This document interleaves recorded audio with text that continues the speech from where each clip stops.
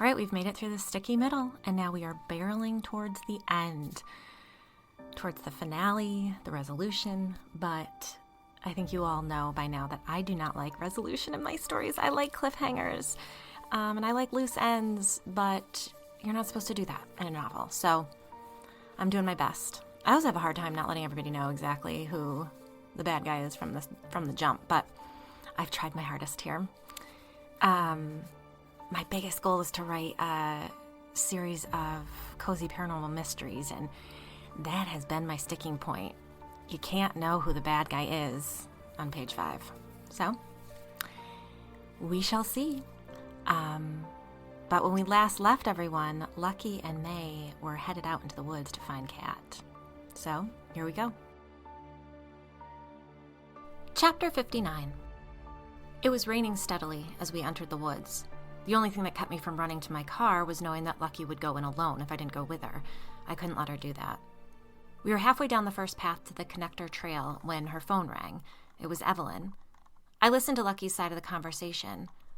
Oh, good. Wait, why would she write that? You have no idea? Well, we're on the trail. Just let us know if you hear anything else from her. She rang off, continuing on at a faster pace. Evelyn got a text from Kat this morning, but it got buried in a bunch of other messages, so she missed it. Oh, good, I said, wishing Lucky would slow down. I could barely keep up with her. She kept her head down against the wind. Not really. All it said was, how could you? I waited for her to explain. That's it? What did she mean? She finally glanced back at me. Something's not right. We continued forward in silence, eventually turning onto the connector trail and curving our way to the main path to the lake. Around us, huge gusts of wind stripped leaves from the trees, whipping them through the air. I hope she's not out here, I said. This is dangerous. Lucky walked with purpose, staring ahead, while I scanned the woods to either side of the path, terrified of what I might see trailing alongside us in the forest. It took 15 excruciating minutes to reach the rickety bridge, only it wasn't so rickety anymore. New 2x4s had been attached to the wood railing, reinforcing it. Several of the boards underfoot had been replaced. Who fixed the bridge? Asked Lucky. No idea, I replied, watching water roar past beneath us as we crossed. I don't remember the stream being so forceful last time I was out here. Must be the storm, she replied, rushing up the path to the lake. When we stepped out from beneath the tree's protection, the rain hit us full blast.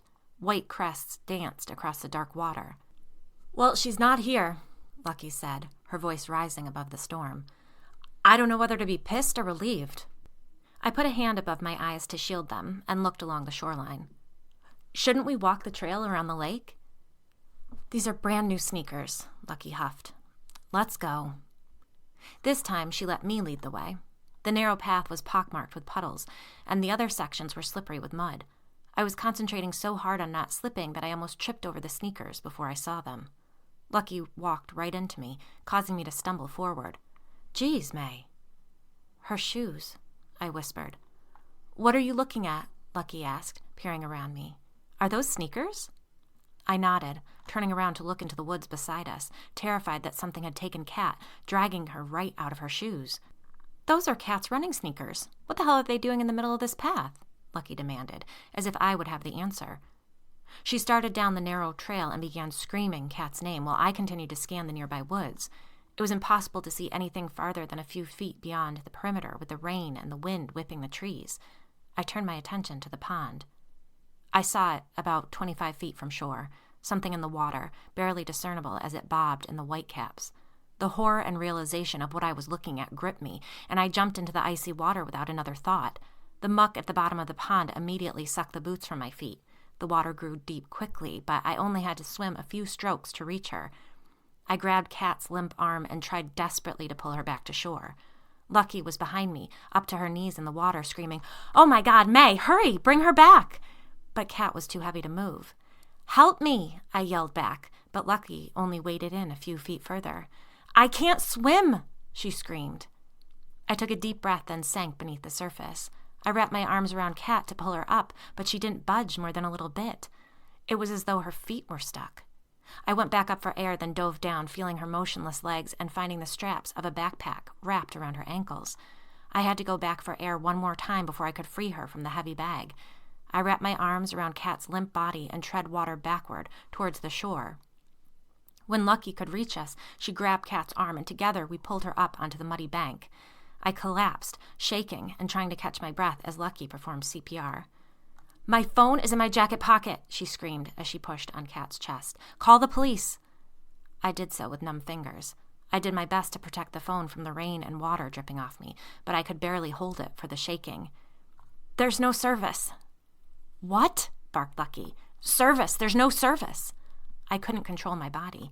It felt as though the cold had sunk into my bones. "Then go, goddammit! Run! Down the path until you get a signal!" Lucky ordered. I clutched the phone to my chest and climbed to my feet. In what felt like slow motion, I stumbled back to the main path, forcing my legs to comply. I counted 10 steps and tried the call again. 10 more steps. 20. I was in the other side of the bridge and on the edge of hysteria by the time the call went through. My teeth were chattering so horribly that I could barely get the words out. "We're at the pond near Acheron Circle in Woodland Hills. We found our neighbor Kat Valentine in the water. Take one of the paths behind—" "Hello? Hello?" The call had dropped. "No," I whimpered. My hands were shaking so badly I could barely press the 3 numbers. A different dispatcher answered. I explained again and told her. "The paramedics can take one of the trails behind any house in the cul-de-sac out to the lake. There's a connector trail, then— Oh my God, I don't know if you're going to be able to find us, and she wasn't breathing." I broke down into sobs as the 911 operator spoke to me in a firm, calm voice. "How do you get to the lake?" she asked. I began to explain, and the call dropped again. I screamed in frustration, shaking, crying, unable to get enough air in my lungs. I placed the call again, torn between running back to the neighborhood to get help and not wanting to leave Lucky alone. The first 911 dispatcher answered and cut to the chase. "We understand your situation. We've sent medical help. Please explain how to get to your location." "Okay," I sobbed. "There are entrances to the trail behind every house. Wait, have them go to number 4 Gehenna Circle. Number 4. My husband is home. He can show them the way." "Number 4 Gehenna Circle." "Yes," I confirmed. "Please hurry. She wasn't breathing when I left them." The dispatcher reassured me that help was on the way and asked more irrelevant questions. "I should go back to help my friend," I said, cutting her off, terrified of leaving Lucky alone, terrified of being alone myself. "Please stay on the line. Would you be able to begin walking towards the neighborhood on the path so that you might direct the paramedics?" "I can't leave my friend alone. There is a man murdered," I began. "There's a deceased male as well?" The dispatcher's calm voice finally held a note of alarm. "No, not now. Before," I rambled. "I'm just afraid that— Hello?" The damn call dropped again. I shoved the phone in my pocket and ran back towards the lake. They were exactly as I'd left them. Lucky still hunched over Kat's lifeless body as she rhythmically pushed her hands into her chest. I put a hand on Lucky's back. "Can I take a turn?" "I can keep going. Are the paramedics almost here?" "I think so," I lied. They arrived 17 minutes later. "Lucky! May!" We turned to see Grill Reed running towards us with 2 paramedics trailing behind him. "Get the fuck off me!" Lucky screamed at a young man who ended up having to drag her away from Kat's body. "We shouldn't stop CPR. It needs to be continuous." Grill held on to her to keep her from going back to Kat's body. "Somebody get her a blanket," she sobbed. "Look at her, for Christ's sake. She's blue." Chapter 60. Lucky suggested we keep Joy while Derek and the kids stayed with his parents. Tom brought the dog out to do her business first thing in the morning and once right before bed. They stayed close to the house in the front yard as I stood watch from the front door. For exercise, Tom drove us into town, and we walked her along the sidewalks, far from the woods. A memorial service was scheduled for the week following Kat's death, but her funeral was to be a small, private affair, family only. I couldn't sleep. Every time I closed my eyes, I was back underwater, struggling to free Kat's ankles from those straps. I lay in bed cuddled close to Joy, with Agatha Christie novels streaming through my earbuds, in an attempt to stop ruminating over all the what-ifs that may have saved Kat's life. I'd finally doze off late into the night, only to dream of Kat treading water far out in the middle of the lake, struggling. I was never able to reach her before she sank underwater. The house was quiet in those early days after her death. I suspected whatever haunted us was satiated for the time being. My misery must have been enough to sustain it. But then, one afternoon, as I sat scrolling through TikTok at the kitchen table with Joy dozing on a nest of blankets at my feet, I heard the deadbolt on the basement door click and the door creak open. Joy lifted her head and turned in the direction of the noise. I stood, trying to wrestle up the courage to cross the kitchen and close the door, but I couldn't. I put a hand on Joy's head to comfort both the dog and myself. I was about to bring her upstairs to the extra bedroom where Tom had set up an office when someone began pounding on our front door. My scream caused Joy to erupt into a frenzy of crazed barking. The dog ran to the door, but I stood frozen in the middle of the kitchen, imagining the awful Cornish thing trying to get in. "May, are you in there?" Lucky's voice called from the front steps. "What's wrong? What happened?" Tom yelled, already halfway down the stairs. "It's fine, sorry. The knocking just startled me." I grabbed Joy's collar to hold her back and opened the door. There Lucky stood, her hair slicked back into a perfect ponytail, huge black sunglasses hiding her eyes. She looked drawn, too thin, years older than she had days before. "I've been out here for like 2 minutes," she huffed. "I figured you were in the shower." Her eyes quickly assessed my appearance. "Guess not." "Hi, Lucky," Tom said from the top of the stairs before disappearing back into the bedroom. "Your doorbell is broken," she said, sliding out of her jacket. "Great. Another problem with this godforsaken house." I reached outside to try the bell myself. It ding-donged, bringing on another round of frantic barking from Joy. Lucky pushed the sunglasses to the top of her head. "That's strange. I pressed it a bunch of times." "Come on, I'll make coffee," I offered as we moved into the kitchen. But before going to the sink to fill the pot, I slipped into the back hall, slammed the basement door shut, and turned the deadbolt.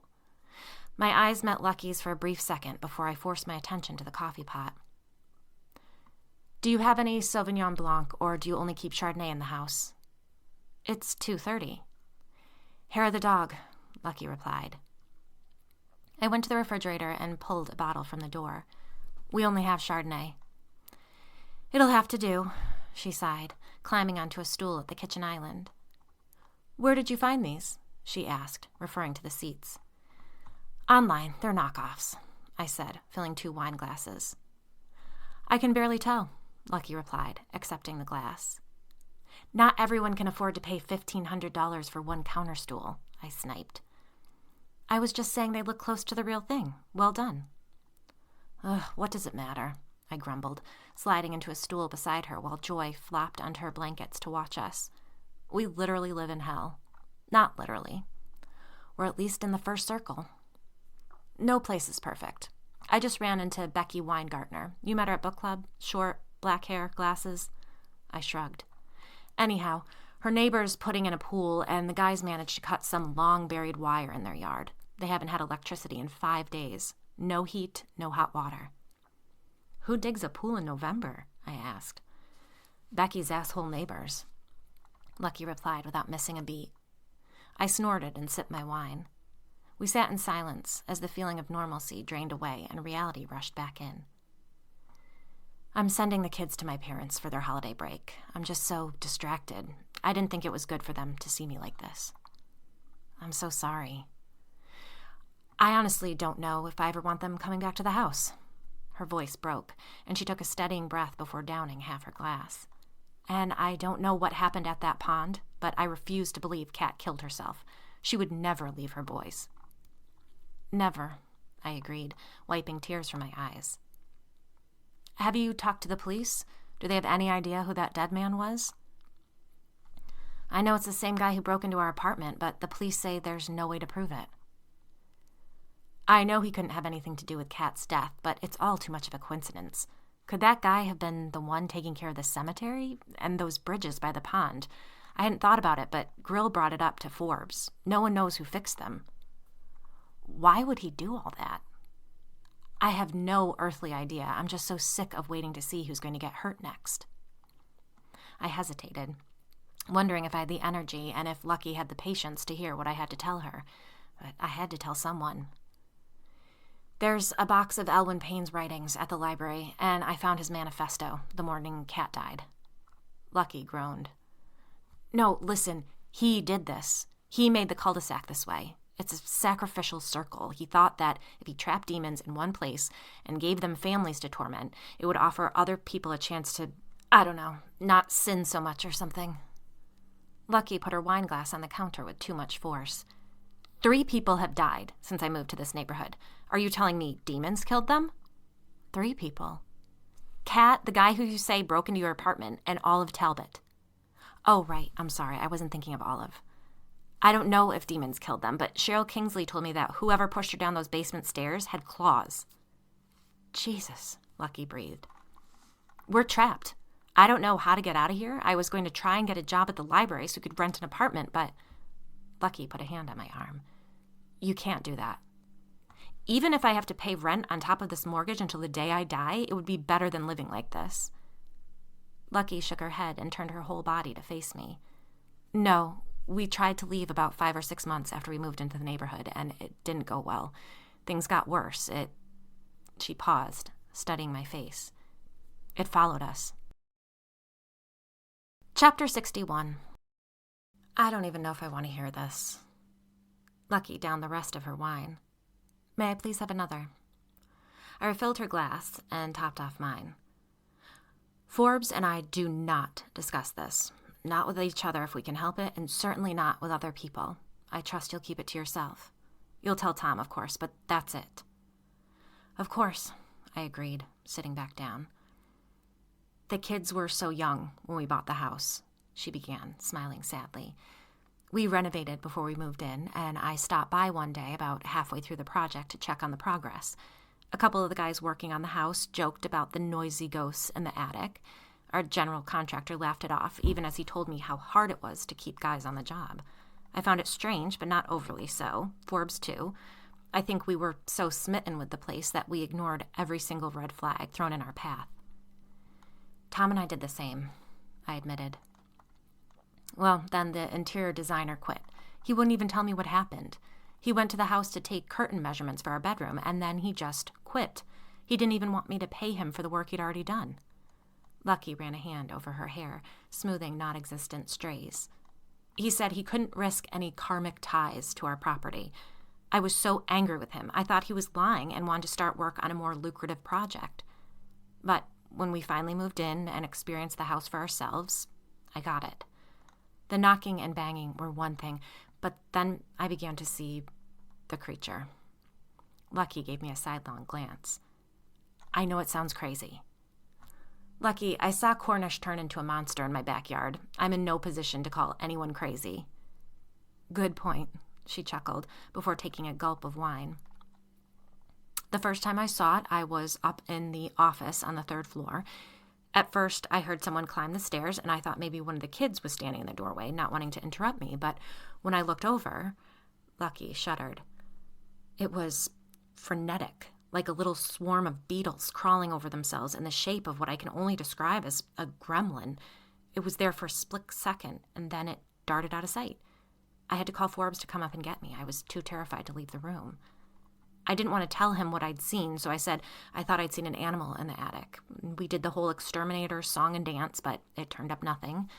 I didn't see that thing every day, but I caught it watching me from doorways or from the corner of a room often enough. Forbes heard all the knocks and bangs, but he never mentioned that creature. I was certain I was losing my mind. I didn't know what to do, so I went to my psychiatrist and got a prescription and did my level best to ignore it. Forbes and I downplayed the strangeness as best we could, and for a while, the kids believed us when we told them the noises were the result of new renovations settling into an old house. But when that thing began to grow, I knew we had to get out of there. I choked on my wine. Grow? Lucky nodded. When I realized it could climb walls, that was the last straw. I was up in the attic on the treadmill one morning, and I'd run 3 miles before I noticed that thing in the pitch of the roof. It must have been up there watching me the whole time. It had grown to be about the size of a toddler before I finally admitted to Forbes what I was seeing.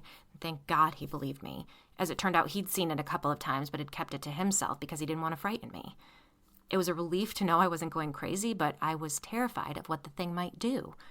I don't know why, but I felt like I was its focus, but what if it turned its attention on one of the kids? Our first instinct was to sell the house and move, but we ran up against all that neighborhood association bullshit. Forbes had it out with the attorney. The lawyer was apologetic, but contractually, his hands were tied. We couldn't let the house go into foreclosure. The association would sue us, and because of some clause in that ridiculous contract we all signed, they would undoubtedly win. Forbes told him, fine, we're moving out and we'll pay the mortgage, but we sure as shit won't pay to keep the house or lawn up. Good luck with the property values having an abandoned house sitting in the middle of the neighborhood. We found a townhouse to rent over in Wellesley, and the headaches were immediate, and they were brutal. I could barely leave my bed. And then I saw that goddamn thing in our closet, and the knocks and bangs started up again. We lasted about 2 weeks, and between me being completely immobilized and Forbes hating that damn townhouse, we just moved back, and the headaches disappeared. We found boarding schools for the kids. I up my anxiety meds, and I add Xanax when things get a little too weird. It didn't follow your kids? Thank God, no. Everyone's children seem to be able to live without repercussion. Cheryl's daughters are fine. The Rust son rarely stays at their house. And the Reed's kid, too. Forbes thinks it's because only the adults signed the neighborhood association contract. But what about Cheryl's husband? Oh, she's the one with the money. The house is only in her name. Fuck, I sighed. And the gremlin? I see it occasionally, only it isn't gremlin-sized anymore, and our gorgeous attic gym and office are pretty much useless. Lucky straightened her back. I'm only telling you this so you don't try to move out of this house. Trust me, you'll waste a lot of money, and you'll be back before you know it. I can't believe you didn't tell us this before we bought the house. I'm sorry, May. I honestly will never forgive myself, but things were so quiet after all have passed. Cheryl had us get all these... Lucky waved her hands around. Charms to clear out our homes. Incense, holly, candles, bath bombs, and lotion. What? Who gave you that? Evelyn. She was supposed to give you black tourmaline, Lucky tisked. She probably repurposed another gift. That must be it then. We just need to order some crystals. I know it sounds absurd, but our homes really did calm down. We truly believed we'd figured it out. So when you two showed up, we thought we could just slip you all those good luck charms and you'd be safe. I'd run out of things to say. I knew it wasn't anyone's fault that we'd moved into the house, but it was unfair of them to keep such ridiculously important information from us. I still say we should all just do our best to ignore it, Lucky insisted. It will calm back down. You tried ignoring that gremlin and it got bigger. Cheryl was pushed down her stairs, and Kat... I trailed off. What are we supposed to do, May? You tell me. I don't know, but ignoring it doesn't work, I snapped, angry to find myself blinking back tears. We're stuck. The least we can do is handle this situation with dignity. Who cares about being dignified? I stood and dumped the remainder of my wine into the sink. Kat's dead. I refuse to just sit here and wait to see who's next. Chapter 62. The only thing I could think to do was gather more information. Sitting on the couch with my laptop balanced on my lap and Joy beside me, I opened the Woodland Hills Library website to scour their local newspaper archives. My record search for Payne, Elwyn returned over 200 results. A quick scroll of titles showed countless articles referencing the man and his historical connection to the development of Woodland Hills. I modified the keywords several times before I hit the jackpot. In the fall of 1989, a local reporter wrote a 3-part collection of articles, a tribute to Elwyn Payne's life, his contributions to the town, and the tragedy that befell his family. I only skimmed over the section detailing his real estate contributions. The second installment of the Payne Exposé detailed the deaths that seemed to sweep through the strange family, piecing together the string of events that wiped them out shortly after they moved into the cul-de-sac. In June of 1966, Elwyn and his wife, Lorelei, moved into number 4 Gehenna Circle, our house. 2 months later, Payne's oldest son, Mark, moved into number 5 with his pregnant wife, Martha. The Reed's house, I thought. Then Ruth, Elwyn's middle daughter, moved into number 3 with her husband, Paul, their 1.5-year-old daughter, Elizabeth, and a newborn baby boy they named Elwyn after Grandpa. The Rust's house. The article detailed the tragedies that followed. By all accounts, the families settled in comfortably. Elwyn Payne frequently expressed joy at having his children and grandchildren close at hand. Never could he have expected the calamity soon to befall the entire clan. Whispered rumors of domestic abuse followed Mark Payne. His wife, Martha, suffered several suspicious injuries while living in the cul-de-sac. Tragically, a gas leak took the lives of Mark, his wife, and their unborn baby during their first winter in the home. Authorities found several inconsistencies in the seemingly accidental deaths, but were unable to prove foul play. Just 1 month later, Ruth's husband was found in Akron Lake, the body of water located above the neighborhood in Payne Woods. The official cause of death was drowning, but townspeople whispered of a possible suicide as Paul had recently been fired for poor performance, the article read. 2 weeks later, Elwyn and his wife raised the alarm when they were unable to get in touch with Ruth. The police were called to gain access to her locked home. They found her young daughter Elizabeth dead at the bottom of the basement stairs, a pink blanket draped over her small body. Beside her lay Ruth. The police theorized she found the little girl and, unable to handle the horrific loss just weeks after the death of her husband, she'd taken her own life by overdosing on sleeping pills. Upstairs, baby Elwyn was found in his bassinet, distressed but unharmed. "My God," I breathed, looking away from the screen. As the words left my mouth, I heard a noise in the back hall. I listened for a moment, but the house was silent, and Joy remained sound asleep beside me. Not wanting to disturb her, I continued reading. Ruth's will revealed that baby Elwyn was to be put in the care of her in-laws. Her will stipulated that her own parents were to only be allowed supervised visits with the baby. Very specific directions stated that the baby was not to be left alone with Elwyn or Lorelei Payne under any circumstances. The article stated that Payne's youngest daughter, Mary, lived in upstate New York with her husband and did not attend any of the funerals, which led to speculation about the cause of the rift between the woman and her family. It was suggested that tensions arose between them over her father's strict religious beliefs. Elwyn Payne died in 1968 of a heart attack in my backyard, and 6 months later, Lorelei's body was found in that same backyard beside their flower garden. Her cause of death was a brain aneurysm. I got up and carried my laptop into the kitchen. Joy lifted her head briefly to watch me, then dozed back off. I grabbed the photocopied neighborhood plan from the sideboard where I'd stashed it and spread it out across the island countertop. Using the list I'd made weeks before on the back, I labeled each house in the cul-de-sac with its assigned sin according to the keystone in each house. 1. Gluttony, Gulliver. 2. Pride, Kingsley. 3. Sloth, Rust. 4. Envy, Cain. 5. Wrath, Reed. 6. Greed, Mooney. 7. Lust, Valentine. Christ, I muttered, looking at everyone's last names beside their supposed sin. It was all just a little spot on. I wrote the names of those who died in the cul-de-sac beside each corresponding house: the gas leak at number 5, Mark and Martha Payne and their unborn child; hypothermia, Olive Talbot, at my house; a heart attack, Elwyn Payne, and an aneurysm, Lorelei Payne, also at my house; the horrific drowning, overdose, and fall down the basement stairs, Paul, Ruth, and Elizabeth Payne at number 2. I hesitated, then added Kat's name beside number 7. I put the pen down and pulled up the article I'd found weeks ago. String of tragedies rock local cul-de-sac. I added the deaths detailed in the article to the neighborhood plan. A woman and a dog were killed in a fire at number 2, the murder-suicide at number 7. A horrific accident at number 3 in which a man had badly injured his hand while mowing his lawn and subsequently developed an infection and died. How had I missed that one when I'd first read the article? I counted the names. Since 1968, 14 people had died in the cul-de-sac. That could possibly be normal for a neighborhood if the deaths weren't all so damn violent. You could explain away 1 or 2 wildly tragic deaths, but 14? Joy's low growl startled me out of my thoughts. I looked down the back hall to see her standing at the edge of the living room, staring at the basement door, her head low, teeth bared. "What's the matter, girl?" I called, as calmly as I could manage. Joy continued to growl. I heard the clack of the deadbolt, and the basement door swung open, obscuring my view and putting a barrier between me and Joy that filled me with utter panic. "Joy, stay!"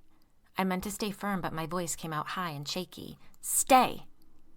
I was steps from the door, intending to slam it shut, when Joy barked. I heard her nails clicking against the floor, and I knew she was headed for the basement stairs. "No!" I screamed, rushing forward only to see her disappear into the darkness. "Tom!" I called out. When he didn't answer, I yelled for him again. I was torn between terror at the idea of going into the basement alone and taking the risk of running to get Tom and having something happen to Joy. I yelled for him once more, then forced myself down the stairs. My entire body was shaking by the time I made it to the bottom step. "Joy!" Pulling a string to an overhead light, the overwhelmingly musty smell hit me full blast. The air was heavy and dank. The 2 dehumidifiers that Tom had purchased sat against a wall, lifeless, their cords coiled at their sides. I heard movement and saw that Joy was standing in the far back corner, wagging her tail and staring at Tom's workbench. Despite the overwhelming panic, I was surprised to see that he'd actually finished putting it together. "Joy, please come. Come on, girl," I said shakily. She didn't budge. I moved towards her, begging her to come to me. When I was finally close enough, I grabbed onto her collar and began to pull her back to the stairs, but stopped when I saw the state of Tom's work area. A sledgehammer leaned against the wall beside the bench, dried mud caked to its handle.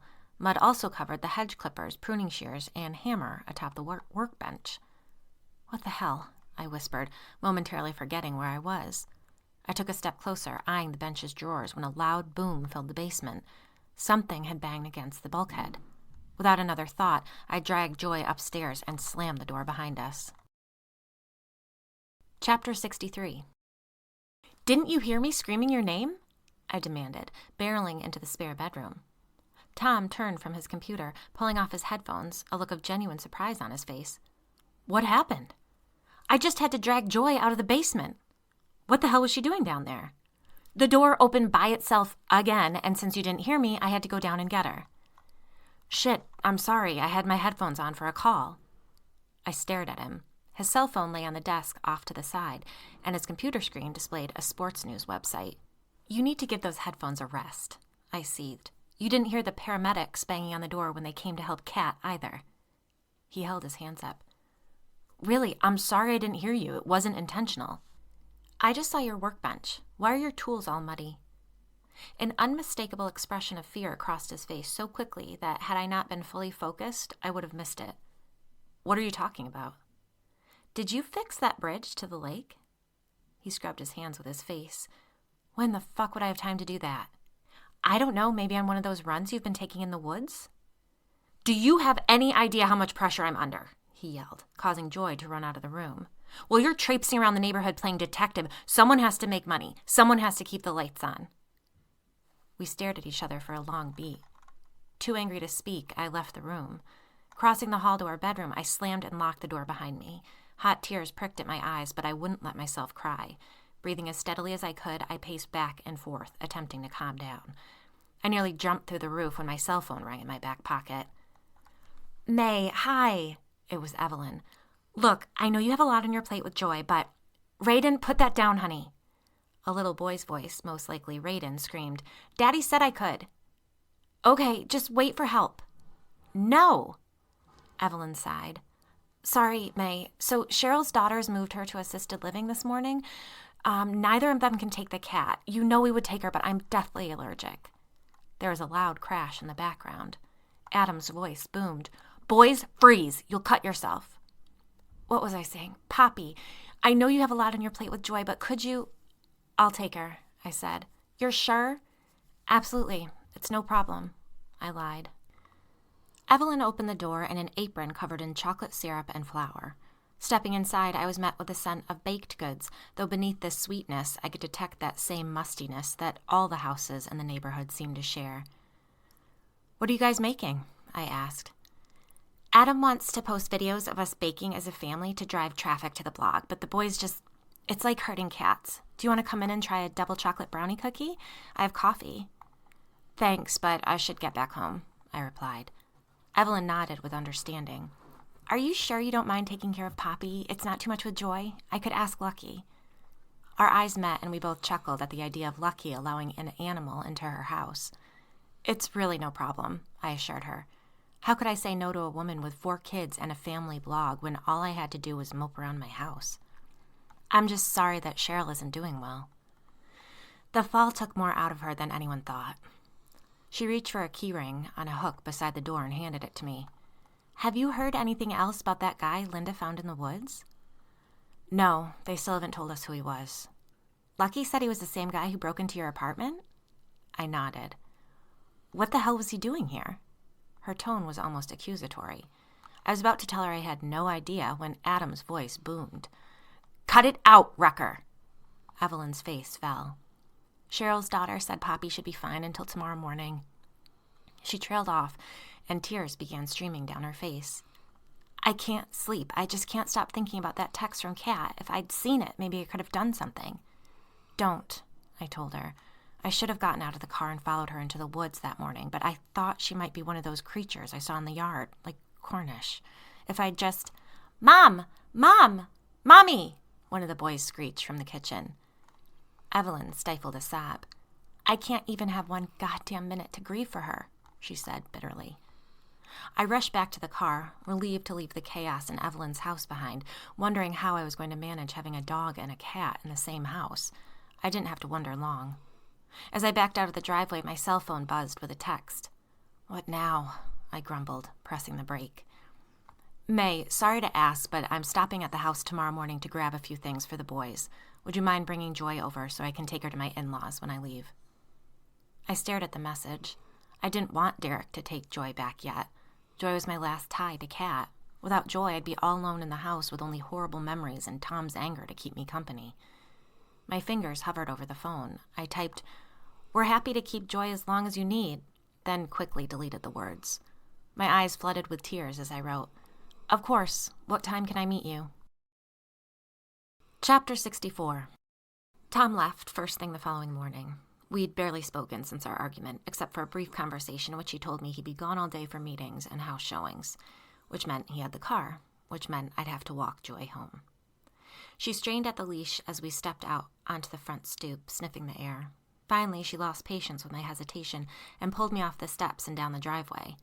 Despite the ever-present anxiety that we were being watched and could be attacked at any moment, I let her take her time sniffing the ground and meandering across the Reeds, then the Moonies' front yards. The constant strain of anxiety and the devastation of Kat's death had dulled my reserves for fear. Joy began wagging her tail as we approached her home, pulling me up to the front door. I took a deep, steadying breath before ringing the doorbell. The man who opened the door looked 10 years older and 20 pounds thinner than the last time I'd seen him. Joy leaped at Derek and began dancing around his feet, her tail wagging so hard that her whole body seemed to bend in half. "Hi," I managed, unable to hold back tears. Derek offered a sad smile and motioned for me to come inside. "Thank you," he said, his voice raspy as he took the dog's belongings from me.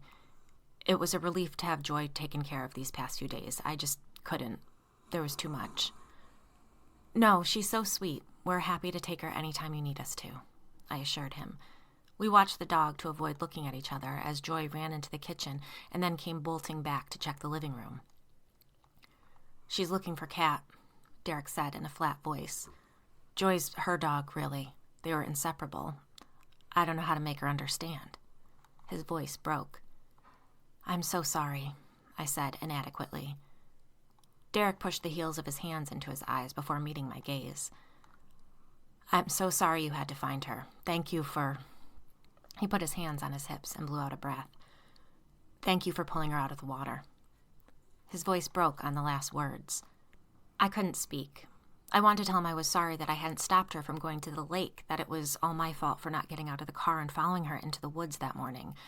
But all I could do was shake my head and cry. Silence stretched out as we tried to compose ourselves. Finally, Derek spoke. "It wasn't her. She would never have intentionally hurt herself or the boys like this. You knew her. She took such good care of herself. She was so beautiful." Joy had come to sit by his side, and he absently reached down to scratch her ears. "I don't believe it either." "She sent me a text that morning." "Oh?" A chill went through me. "It just said, 'I saw the two of you. How could you?'" "Evelyn." The name slipped from my mouth before I had a chance to think. "Yeah." Derek's eyes slid away. "She got a text that morning, too. We think Kat somehow got the idea in her head that we didn't, May. I swear to God, I swear on the lives of my boys, I've never cheated on my wife. What? Never. Why would I? She was the most incredible woman I'd ever seen in my life. She was perfect. How could she think I would ever mess around with another woman? Especially Evelyn." He paused, then said, "I'm sorry. Of course Evelyn is attractive, but..." I held up a hand to stop him. "I believe you." "It's this place," Derek went on. "We should have ditched this fucking house the second Kat started seeing the shadows." "Was that all she said in the text?" I asked. "Yeah, I didn't know what it meant until Evelyn told me she got one too. But May, I swear." "No, I know. It's just that you're right about this place, I think." I paused, choosing my words carefully. "I think it has a way of making you see things that aren't there, or believe that things aren't what they seem. Did Kat tell you what I saw in our backyard? The thing that was Cornish but wasn't? Yeah. Derek sighed. She told me, but I thought you were just freaking out after the whole Ouija board thing. If something can look like Cornish, then it can look like you and Evelyn, I said softly. I guess. What about that dead guy in the woods? You knew him? No, I didn't know him. He broke into our apartment. Derek crouched down to pet Joy. A couple of weeks ago, I saw a guy mucking around in the stream, just off the trail, near the bridges. At first, I actually thought it was Tom, but when I got closer, it was just some random guy. He was clearing debris, so I just said, hey, and went on with my run. I figured it was someone from town taking care of the trails, but must have been that guy. Oh, no, I sighed, immediately feeling guilty for my argument with Tom. Did you see someone out there too? He asked. No, I just feel guilty that guy turned up in the neighborhood. Not your fault, Derek replied, standing back up. Fuck this place. I'm just here to grab the kids' clothes and toys, and after that, we won't be coming back. We're staying at my in-laws' guest house until I can figure out what to do next. The neighborhood association won't let me sell, then maybe that's for the best. No one should live here. I wouldn't wish this place on anyone. Chapter 65. I regretted walking Joy to the house the second the door closed behind me, but I couldn't very well ask Derek to drive me home. That numbness and exhaustion I'd felt walking down the street with the dog had vanished, replaced with brutal anxiety. The surrounding woods seemed darker than usual, and the feeling of being watched was almost physical. I couldn't stand the idea of going back home alone yet. Next door, Lucky's driveway was empty, so instead, I rushed to Evelyn's. She opened the door swimming in what must have been one of Adam's button-down shirts over gray stretch pants. Her bleach blonde hair was in a messy topknot, and it was the first time I'd seen her without her signature heavy mascara. Our nanny quit yesterday, she said miserably. I don't know what I'm going to do. A high-pitched scream and a crash, followed by laughter, came from the back of the house. Her shoulders slumped. You want some coffee? I followed her into the kitchen. What happened? I asked, accepting a mug. I don't know. She seemed perfectly fine, and then Friday morning she got all pissy when I asked her about the laundry. I just wanted to wear a sports bra that matched my leggings, for goodness sake. You would have thought I'd asked her to wash the cars by hand.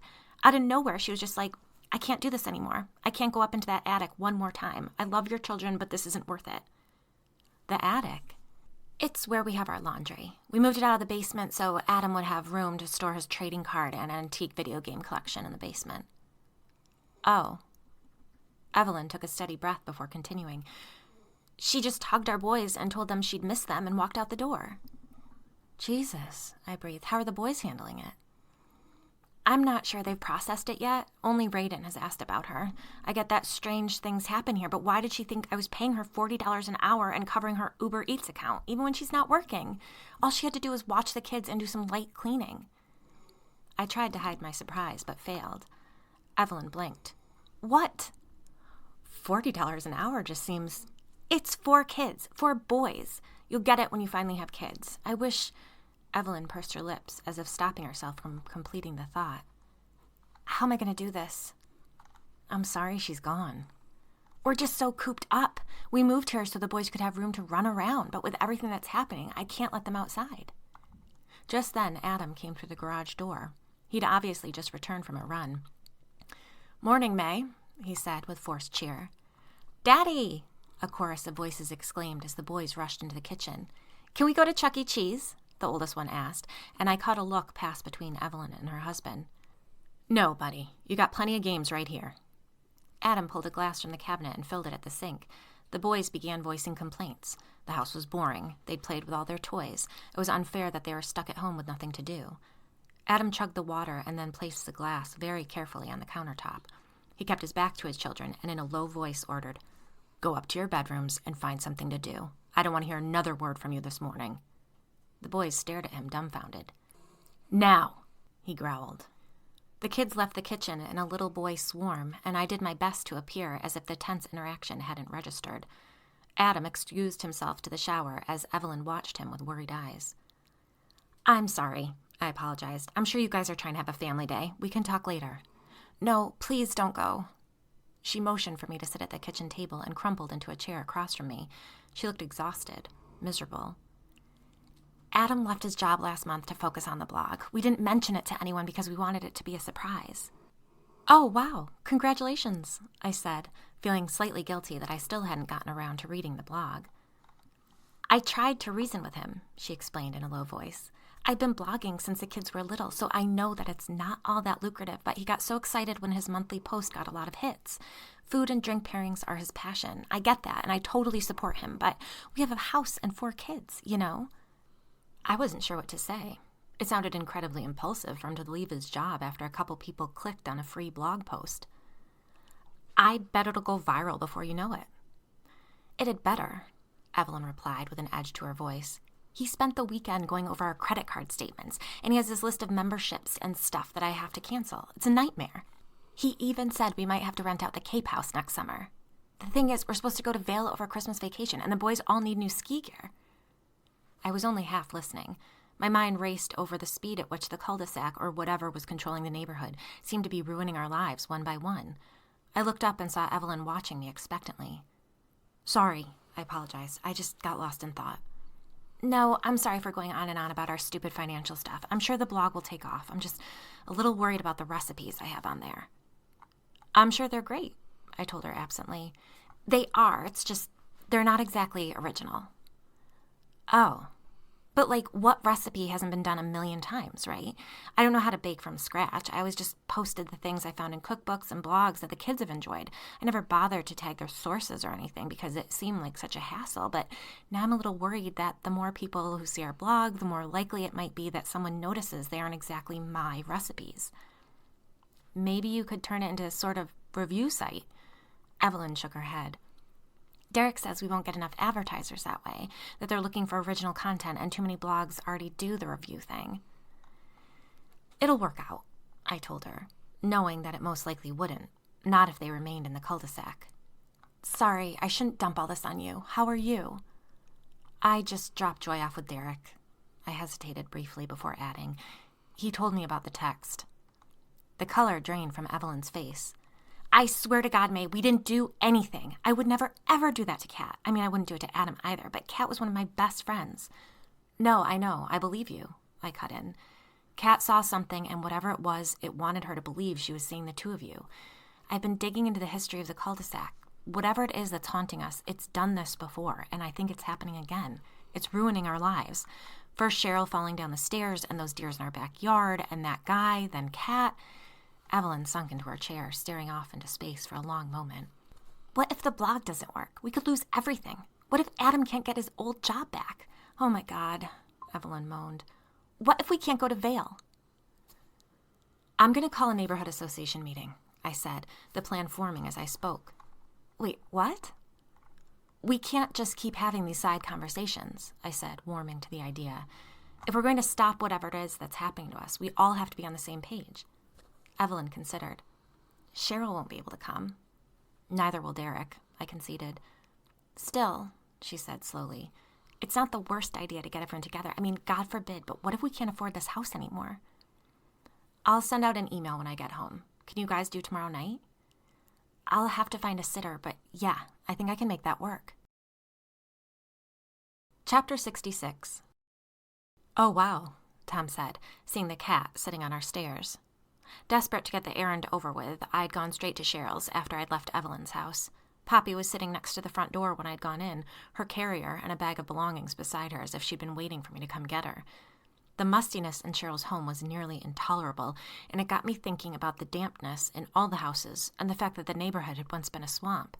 That got me thinking about Payne's crazy manifesto. A plan began to form in my mind, but I knew I needed everyone in the neighborhood on board for it to work, including Tom. Cheryl went into full-time care, and they needed someone to watch Poppy until they could make plans for her. We're becoming a kennel, he joked, leaning down to pet her. Hi, girl. She hissed and darted up the stairs. I'm sorry, I said. It's no big deal. She'll get used to me. No, I mean, I'm sorry for arguing. So much has happened, and I'm frightened, and it's making me paranoid, and... Tom wrapped his arms around me.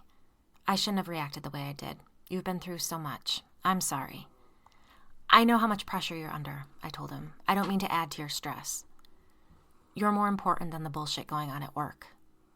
We moved into the family room where I'd poured us 2 glasses of wine and put out cheese and crackers. What's wrong at work? Is it a difficult listing? I asked, sitting down on the couch. It's this agent in my office. He leveraged the fact that he has a family to connect with some clients I brought in, and he invited them and their kids to the indoor pool at the country club. How do I compete with that? Would it help if we joined the country club? I asked. No, he laughed, but it sounded forced. How about you? How's your day? I hesitated to tell him my idea. I didn't want to disturb the shaky peace we just brokered. I think I may have solved the mystery of those bridges on the trail. Oh, yeah? When I brought Joy to Derek's, he mentioned he saw someone clearing debris out at the stream. He thinks it might have been the dead guy, that maybe he was the one who fixed the bridges. Tom sipped his wine. Why would he do that? I don't know, I replied, unable to keep the edge from my voice. He held up his hands. I'm just trying to make sense of it. Right, well, I think that everyone sees only their piece of the puzzle here, but if we got everyone together to compare notes, maybe we could devise a plan. A plan for what? To get out of here, to make sure no one else gets hurt. Things have quieted down. Kat is dead, Tom. I know that, but look what happened last time we got everyone together. I'm not suggesting we haul out the Ouija board. There's no harm in getting together to make sure we aren't missing something, I pointed out. If nothing else, we should all be on the same page about what's happening here. Nothing's going to change the fact that we signed that paperwork and own this house. At some point, you're just going to have to accept it. Even if that means we might get hurt next. We won't get hurt. It's under control. I watched him for a long moment, barely recognizing the look in his eyes. If it's really under control, great, I said, unwilling to give in. No harm in getting the neighbors together, right? His smile didn't reach his eyes. Whatever you think is best, he said, holding my gaze. Chapter 67. I sent the email invitation first thing the following morning. Subject, Emergency Neighborhood Association Meeting. Hello all, please come to our home tomorrow, Wednesday, November 13th at 7 p.m. for an emergency meeting of the Neighborhood Association. Look forward to seeing you all. May and Tom Kane. What emergency? Grill Reed responded almost immediately. We'll see you tomorrow night at 7, Grill, I wrote back, unwilling to take the bait. I asked Tom to stop at the grocery store on the way home for snacks. We had plenty of wine left over from the Halloween party. I was too worn out to restock the bar. Everyone could either drink that or water. Deja vu, Tom said, as he watched me arrange the cheese platter. I know. I keep thinking about opening the door and seeing Kat and Derek in their costumes. The doorbell rang, and even though the dog had been gone for only a day, I braced myself as though Joy would begin barking. I listened as Tom greeted the neighbors. It was Cornish and Linda who arrived first. When they walked into the kitchen, I had to force myself not to openly react to their appearance. The couple looked as if they hadn't slept in days. Hi, honey, Linda said. I've been meaning to come over to see how you're holding up, but things have been a little rough this week. I fought the urge to pull away when Cornish leaned in to kiss my cheek. I knew the thing I'd seen in the backyard wasn't really him, but the memory was still vivid in my mind. His voice was raspy. We haven't had an association meeting since the cocktail party for you two. He obviously hadn't shaved in days, and I wondered if he'd even showered. Are we getting a new neighbor? He wore a smile, but his eyes looked worried. No, we want to talk about what's been going on. The doorbell interrupted us. Tom went to let Lucky and Forbes, Adam, and Evelyn inside. Is Derek coming? Asked Adam. He'll never come back here, Lucky said sadly. Tom went to the door the final time for Grill and Beretta Reed. Beretta looked distinctly uncomfortable, Grill distinctly aggressive. An awkward silence fell over the group as we eyed one another. Why don't we take our drinks into the living room? I suggested. I'll carry the cheese platter, Forbes offered, popping a grape into his mouth before picking up the tray. We shuffled quietly out of the kitchen and chose our seats. Linda and Cornish looked as though they could barely keep their eyes open. Evelyn and Adam had a tight, distracted sense about them, while Forbes and Lucky looked as composed as ever. Hostility rolled off Grill in waves, and Beretta appeared to be studying the room for any means of escape. Out of the blue, Grill began ranting. If you two are going to try to convince us to approve of you selling this house, the answer is no. If we can't sell, then you sure as hell can't either. Tom stared at him coldly. We're not looking for your approval, Grill. It was May's idea to get everyone together, so why don't we listen to what she has to say? I took in their expectant faces. Lucky winked and gave me an encouraging nod. I took a deep breath. I think we need to be honest about what's happening in our homes and in this neighborhood. Grill laughed harshly. Honest? Are you concerned that someone is not being honest with you, Grill? Lucky asked. Well, we've got these two clearing out dead deer from their backyard, he pointed to Tom and me. And this one, he glared at Cornish, creeping around in the woods and peeping into our houses while his wife miraculously stumbles over a dead body in her backyard. Who knows what happened to that Valentine woman? Watch it, Grill, growled Forbes. Listen, I said, raising my voice. I saw Cornish too. Linda gasped. Cornish began denying it as Grill declared, I told you so. I held up my hands. Shut up. Listen to me. I thought I saw Cornish. It looked exactly like him, but it wasn't him. Grill, I think you've seen the same thing I saw in the woods, and it can, shift itself to look like Cornish, but it's not him. What in the hell are you talking about? Cornish demanded. I described what I'd seen behind her house and then added, I saw you too, Beretta. Beretta scoffed and put a hand to her chest dramatically. I pressed on. You were in your backyard, and I called out to you. You looked at me, but it was as if you didn't really see me, and then you walked straight back into the woods. I would never go back there, Beretta insisted, especially not after I saw. Grill cut her off. Whatever you saw, it wasn't my wife. What did you see in those woods, Beretta? I pressed, ignoring Grill. Beretta glanced uneasily at her husband. Oh, for Christ's sake, let your wife speak, Grill, spat Lucky. What are you so goddamn afraid of? Chapter 68. Grill moved to stand up, but Beretta put her hand out to stop him. Grill, please. Maybe we can finally get some answers. He sighed heavily, but did as she asked. This past summer, I was working in the yard on my flower pots when I heard someone call my name from the woods, Beretta explained. It was a woman's voice. I called back, hello, thinking that Evelyn or Kat had strayed from the path out to the lake. Whoever it was called out to me again, but I couldn't see anyone, so I took a few steps towards the trees. She took a shaky breath before continuing. There was a rustling about 10 feet back into the woods, and it stopped me. Something just didn't feel right about it. But then the voice said, I need help. So I walked a ways down the path. She looked straight at Lucky. You were there, in the woods. You were standing kind of funny, hunched forward a bit with your arms straight down by your sides. I asked if you were all right, if you'd taken a wrong turn. Lucky stared at Beretta, stony-faced, listening. You smiled at me, but it wasn't your smile. And then, Beretta shuddered. You got down on the ground, flat on your stomach, and began to army crawl towards me, elbow after elbow, dragging yourself forward. You changed. You weren't you anymore.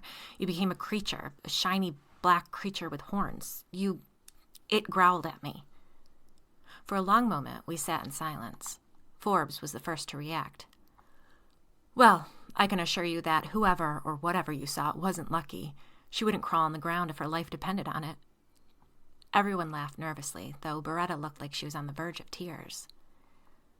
That's what it was like when I saw that thing that looked like Cornish, I said, wanting to reassure her. He changed so quickly. Has anyone else seen anything like that? Beretta asked. I haven't seen a monster in the woods or anything as freaky as that, but it's weird. Adam paused, seeming to gather his thoughts. This might be nothing, but there have been a few times when I've seen Cheryl Kingsley, and actually one time Derek. I waved and said hello, but they just looked at me and smiled kind of weird and then walked straight into the woods. What are we getting at here? Grill demanded, impatiently. We're getting at the fact that there's something awful happening in this neighborhood, I snapped. It's not just happening in our houses, and I don't know about any of you, but I've had enough.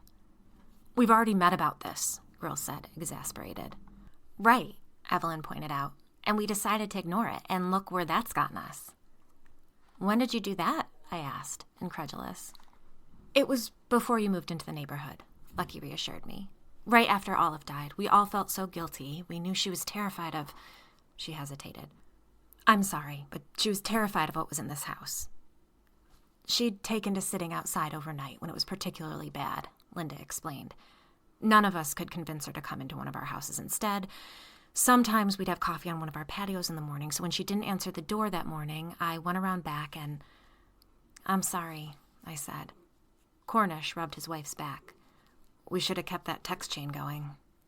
We stopped because we decided that withdrawing attention from this nonsense would calm it down, Grill pointed out. What text chain? I demanded. It was Olive's idea to share when strange things happened in our homes. She thought there might be a pattern, Linda explained. Then, after Olive died, these guys decided that we shouldn't talk about it at all, Evelyn added. The guys didn't decide anything, said Grill. Instead of just chit-chatting, we came up with a plan of action. Ignoring the problem, Evelyn scoffed. Some action plan. Did it make any difference? I asked. Our neighbors exchanged glances. For a while, Linda said. Until you two showed up, Adam pointed out. I didn't know what to say. There was that implication again that it was somehow our fault. Well, that sort of proves the point, though, right? Tom suggested. How so? Grill asked.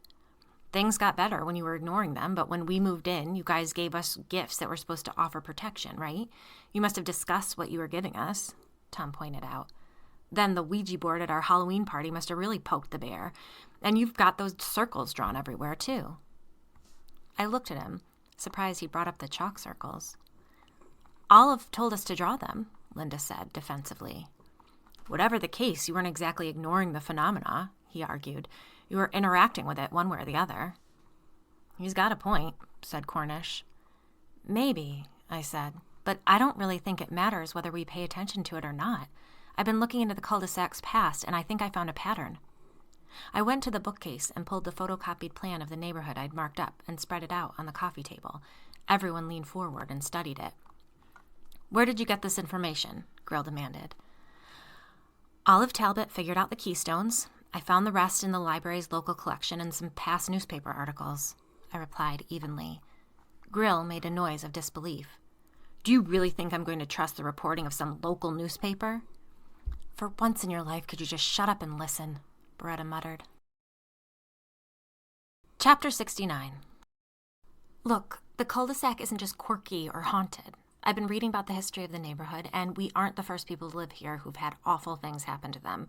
There's been way too much death, not to mention financial ruin, divorce, you name it. It's happened.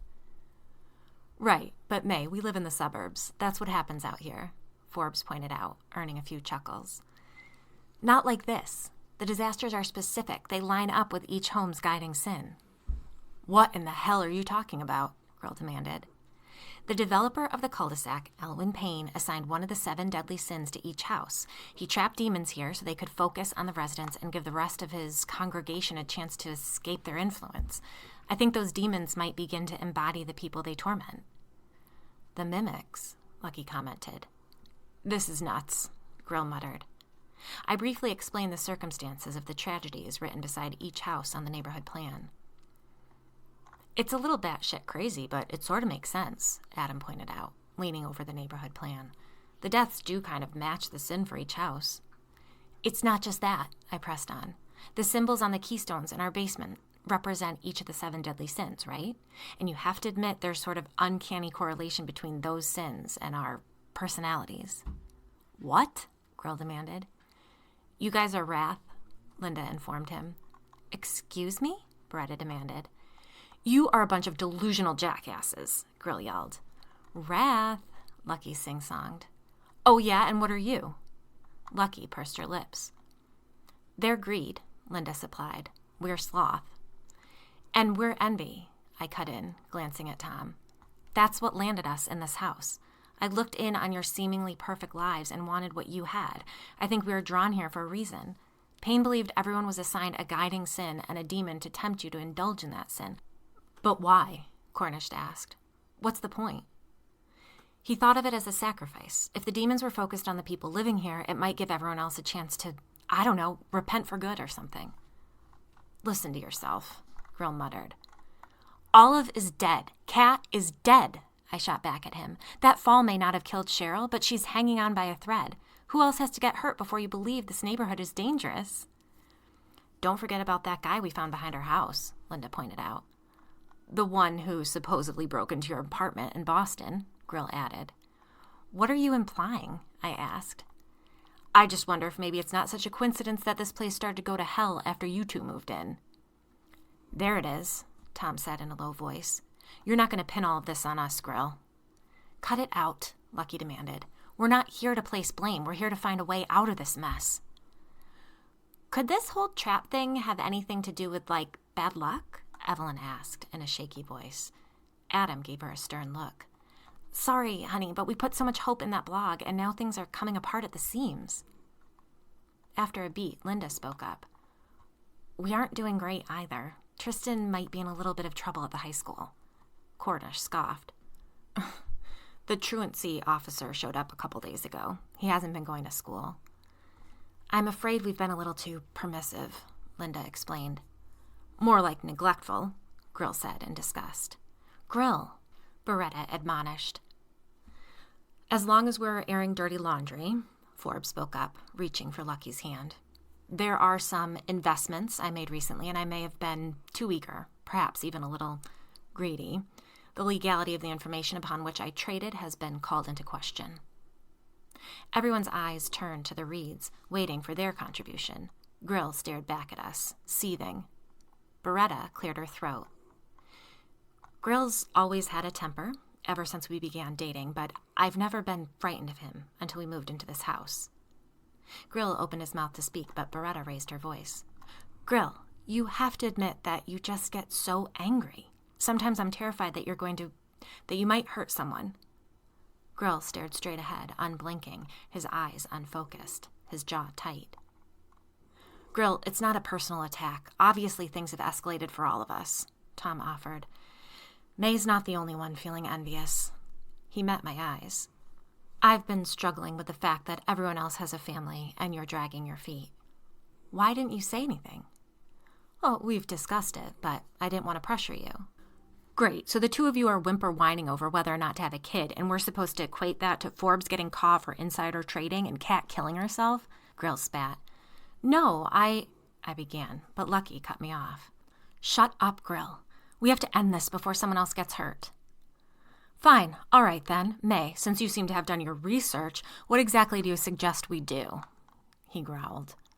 I drew in a breath, knowing that what I was about to suggest was ridiculous, but no more so than the entire situation. The keystones seem to be the thing that designates each sin to each house. They must be a significant part of the trap. They obviously meant something to Payne if he created them with real gemstones. We need to get rid of them. How? Asked Beretta. There is this thing that Payne wrote in his manifesto. What manifesto? Grill asked. Shut up, Forbes and Lucky said in unison. In the epigraph, he wrote, Their nature is fire, their restraint water. Let this be our holy guide. I continued. And I was thinking about how this neighborhood is built on wetlands and how damp our houses are because we're basically surrounded on all sides by streams and the lake. So what if that was by design? If water restrains the demons, then maybe fire will set them free.